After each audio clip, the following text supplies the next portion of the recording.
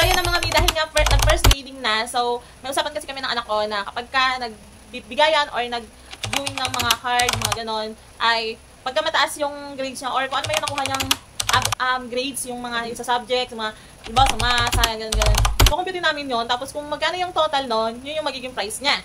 So, tara, dahil first grading na, so tara, kumputin natin yung grades. Bago nga muna nga yan mga mi, bibitinin ko muna nga kayo kasi eto muna yung mga kaganapan. Hapon nga to mga mi, Friday. Ito nga yung schedule namin para sa viewing ng mga card ng mga bata. Kakatuwa lang at nahagip pala sa camera kayo na batang babae na napaka-cute. Oh, manifesting na lang talaga na magka-baby girl din soon.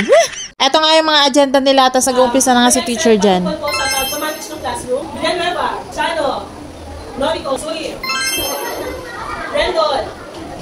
Tamayo. And classmates mo nila academically and also na po Mali. Sino yung sabi siya na? So, ating pong nakadaan na exams. Unahin ko po si Signar, Espinosa, and Rendon. Sila po ay naglaro sa kanto. Signar, Espinosa, Rendon.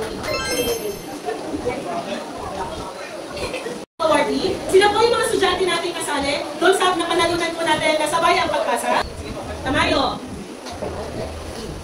Rabo.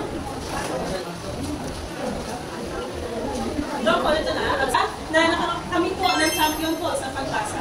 Papisan mo na. Una kayo class. Isa-isa na nga kami tinawag para naman sa card viewing ng mga bata.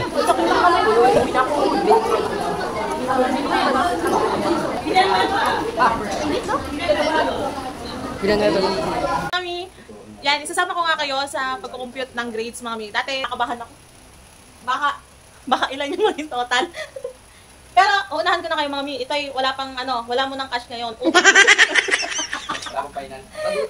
Utang muna to. Utang muna to. So, wala pang cash. Pero, kukompute na namin yung grades, no? So, ganyan. 89 plus 90. 90 sa English. Sa mathematics ay 87. Plus 87.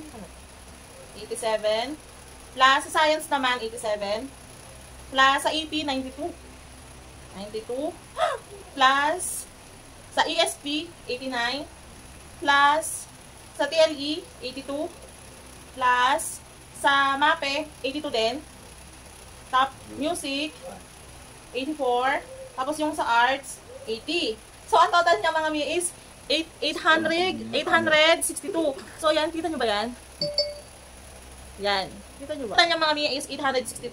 So, kanya 862. So, congrats.